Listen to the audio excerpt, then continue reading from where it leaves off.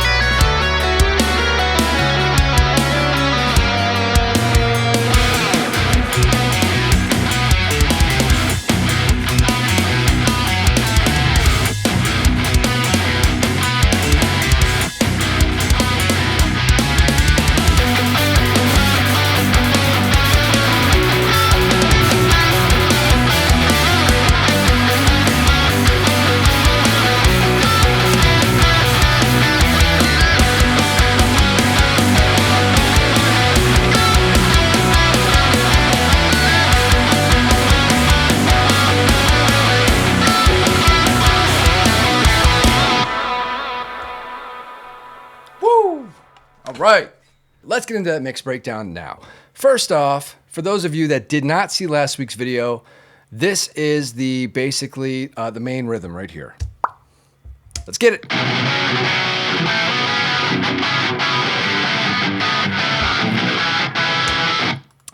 And for that, I am running Neural DSP, Gojira. This thing sounds great. Yeah, what can I say? I even named it after a Periphery song, so there you go. This rhythm is just your nice, basic, heavy tone. It's not too heavy, though. It's not too muddied. And here's some of my settings, so if you want to check these out, feel free.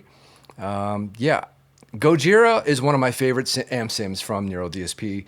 It never lets me down. I always get really decent tones out of this without a lot of hassle. You know, I've got some basic EQ going on here. And because it's down-tuned, the guitar is down-tuned so much, I dropped a little bit of 125 and 250. That's typical for me, though. It takes some of that muffled woofiness out of the tone. I also pulled back the low-pass filter a little bit to, what am I at? Just over 9K. And that's a little high. Usually I even go lower than that. I'll go down to like 83, 8500 usually. and dry signal there. Just double tracked, no big deal. And then going into a rhythm bus, which has some additional EQ, some more filtering going on here. You know, these are all kind of typical moves for me. I talk about this every week, so I'm not even going to talk about it again. Getting the palm mutes taken care of, you know, get that stuff out of the way. A little bit of saturation, you know, use your favorite saturation plugin. I recommend this on guitars, especially with digital amp sims, because it just adds more harmonic content to the sound to make it sound a little more analog and a little more full. If you find that your digital amp sims just still sound a little too digital, a little too clean, you know, especially if you're somebody who locks your stuff to the grid, you quantize it really hard. This just helps it to sound a little more natural, I feel like, a little more humanized. So I do like using a saturation plugin on my distorted guitars. After that, what do we have? I have a little tilt EQ, which is doing nothing. So why is it even there? Let's just turn that off. I just leave that there for my template in case I feel like the guitar needs a little more bass or a little more treble. Didn't use it this time. Okay, so that's the main guitars. And then the intro stuff is all just kind of lead work.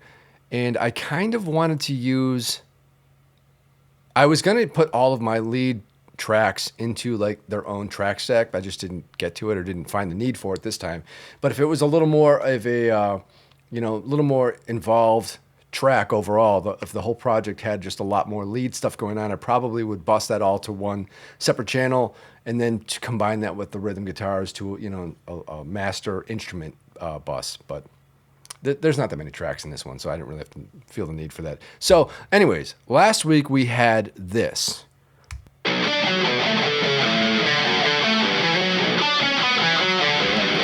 Which, that sounds really cool, right? I'm using, actually I was using STL Tone Hub for that. Yeah, that's right. I was gonna use STL Tone Hub for the entire project. I ended up not doing that. I just used it for like 1 or 2 tracks. So this lead stuff, it sounded cool. And then I added this week. So let's check this out.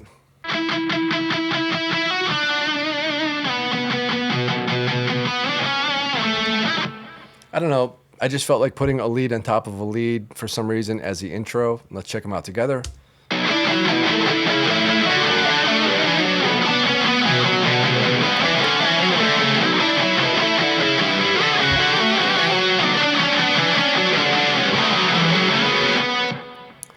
So in all honesty, I could have used just either one of those as the intro, kind of, you know, the intro lick before the drums kicks in. But I don't know, I just stacked them on top of each other. It sounds pretty cool. Yeah, as far as the drums, I'm still using P5 and it sounds good. You know, I tweaked it a little bit, right? I added a little bit extra here, like for instance, in this section, no, right here.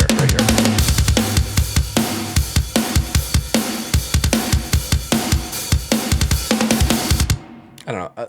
I'm not a drummer, so, you know, whatever. It is what it is. I just added some more kick drum to it, and it sounds pretty good. As far as the bass goes, I was using a completely different tone. I didn't like it, so I just went back to the drawing board and just came up with something new here from Parallax.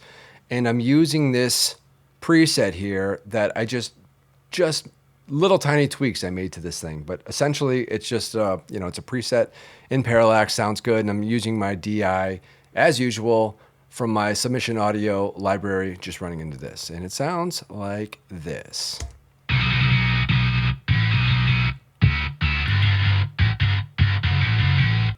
Yeah, I don't know. It works in the mix, right?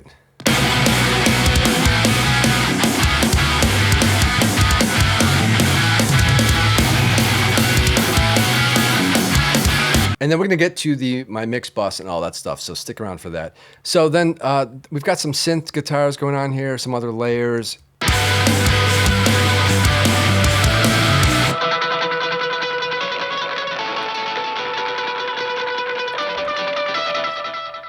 And that was plenty. That was plenty of plenty. It sounds pretty good. I don't know. It's kind of cool. I'm gonna save that preset and use that again in the future because I just like that this kind of crunchy, lo-fi, distorted tone. That was pretty cool. So and then there was this clean section here in the middle. It's kind of just like a whole separate little interlude, I guess.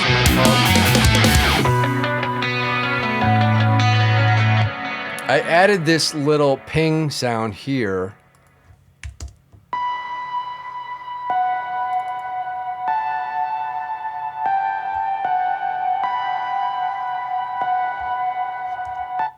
And that was a sample from Splice, and I just like, what did I do to it? I didn't do much to it actually. I just shortened the original transient was a little too harsh, so I just kind of pulled back on that because normally it sounds like this. You know, each note was just too hard on the transient. I wanted it to like be a muffled kind of a soft fade in of a tone, so I just moved it in a little bit. It just made it hit a little gentler. You know, I just wanted it to be like a gentle, quiet background thing, but it did give it a little bit of depth because without it, this section was still cool, but just kind of basic.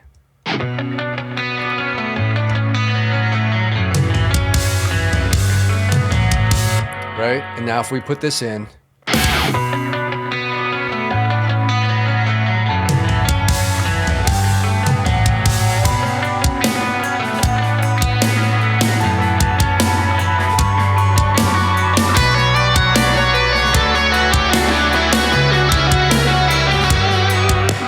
and then that little bit of that tapping sequence at the end of that section, it made that clean section feel a little more complete to me. I needed to add something. I didn't know what I needed. It just needed something. And that tone just seemed to work nicely. And then here at the final section, you know, I reintroduced the original opening riff, which is something that's typical for me. I'll just reintroduce like the main riff a couple of times. It's not necessarily a verse, but I guess you could kind of consider it that, basically.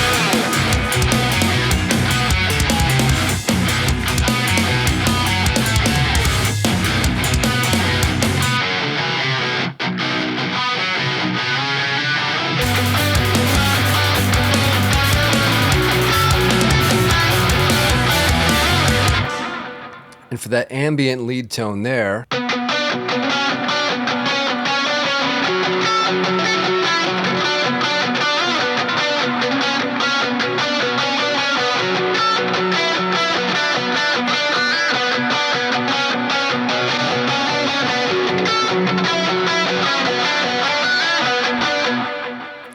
so I wanted this just to be a really wet lead. Reverb, delay, chorus, it's all in there.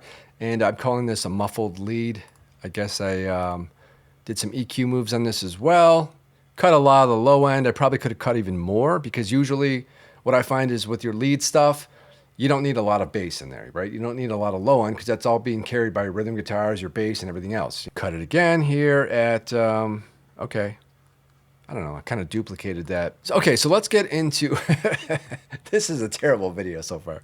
All right, let's get into my mix bus. All right, so here, first off, I like to use this stock Logic EQ here. It's a nice analog sounding EQ, I guess if that's how you want to describe it. It just sounds kind of warm and full. It never sounds digital and too crisp and too clean, which is nice. So it just, let's play it with and without. So we'll play this last section, the final section here, and I'll start with it off, just so we can kind of hear the difference.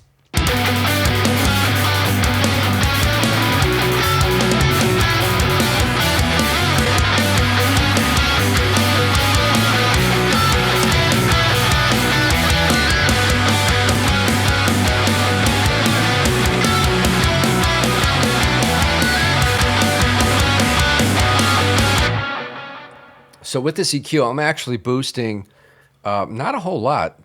A dB, half a dB on the high end, you know, just a little bit of a boost here and there.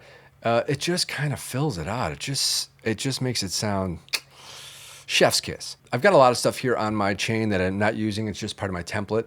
But since I've been getting into Ozone 11, I find I haven't needed to do all these other, you know, separate plugins. It's all just kind of self-contained. Everything's in there. I'm using my saturator plugin again here in the mix bus for the entire project. And I've got it set to light. There's different presets here, you know, initial, light, warm, blah, blah, blah. They just get more and more extreme as you go down the line here. So light, I start with that, and then I still, you know, customize it to suit.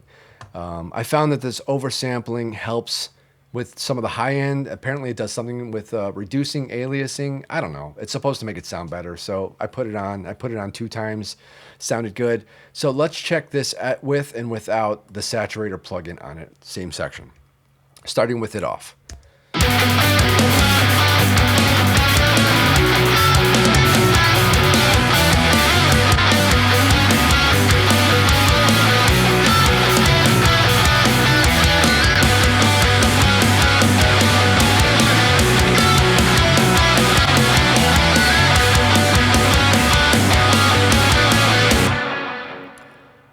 I can't say enough about this thing. I love this saturator plugin. I use it all over the place. It just works great. You can have different tube stages from 1 to 5.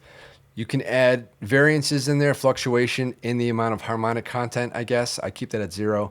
And then you can just add, odd and even harmonics as percentages up to 100, obviously. And there's a lot of other stuff you can do with this too. There's different characteristics for the tube stages. I've been using the warm one because I think it sounds a little warmer, a little fuller in that sense. When I want to kind of glue everything together, just make it sound more cohesive and glued, essentially. All right, so let's get into Ozone 11 a little bit here. And again, I promise I will do a designated video where I go through all of the modules within this plugin. But basically what I do here is, you've got it on your mix bus or your master bus or what have you, your stereo bus. And then you can go into presets if you want to try one of those. But regardless of any preset that you use, you're going to have to tweak it, significantly. But it's a good launching off point. So, but what I do here is, like I said, insert it on your mix bus. Then you want to go to this guy here and play the loudest section of your song. And then you're going to learn it, or in this case, relearn it. We're not going to do that because it's going to, screw up all my settings. And then it gives you a really good starting point, which is nice.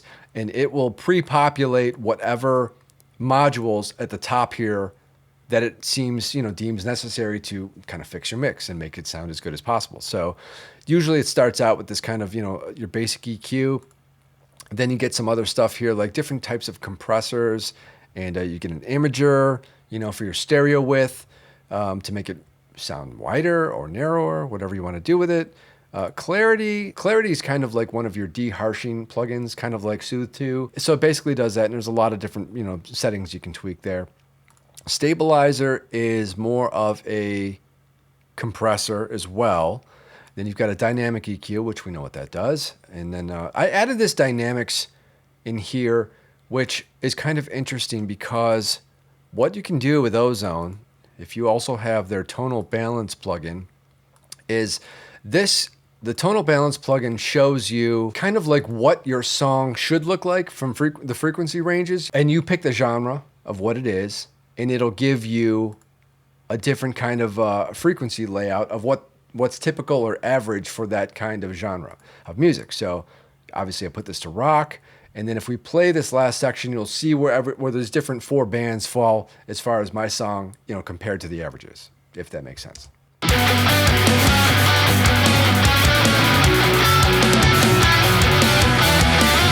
Okay, so as you can see these lines here in these 4 different bands, these should all be, ideally in the center of these bars. That's kind of like, the average for the genre of music. So you're shooting for those centers of these bars. Mine are probably nowhere really close, but I did attempt to adjust it a little bit, after the fact by using this dynamics plugin here in Ozone 11. So with this, you can do upwards or downwards compression. So that's kind of what I did, just very subtly. If I can play this and if it actually not crash.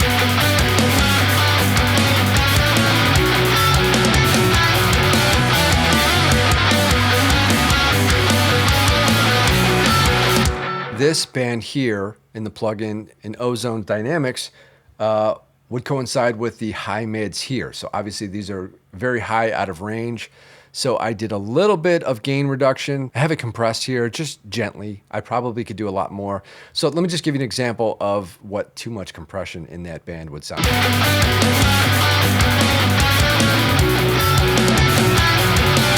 With this dynamics module, you can, you can designate the 4 different bands however you want them, and you will, you can set your compression and limiting for each of these different bands, which is really nice. So you can, it's a multi-band dynamic compressor, but using tonal balance after Ozone 11 in your mix bus, it can show you basically, where you're lacking or if you're hitting right on point of what you're trying to get as far as the genre goes. So I'm a little out of range for all 4 bands, but in the room here, it sounds pretty good. So I'm going to stick with it. So that's Ozone 11, and that's pretty much it. Because I mean, this includes your limiter. Everything is in here. It's all self-contained. And the last thing I have here is this maximizer, which is essentially limiting it. This is really nice because it's all just here, and you can add other modules. As you can see, these ones that are highlighted still are not used, so you can add those if you want to, and you can take stuff away if you need to. It's really simple and straightforward, assuming that you know how to use these plugins in other formats and you know what parameters affect what. It's pretty easy to use. So I really like this Ozone 11. I'm going to continue to kind of tweak my mixing with this tool because I think it's got a lot more to offer. I mean, I haven't even touched vocals yet. You can put it on your drum bus if you want to, or just an instrument. You can put it on your drum bus, you can put it on an instrument bus, and it's very effective in helping you to get a good mix.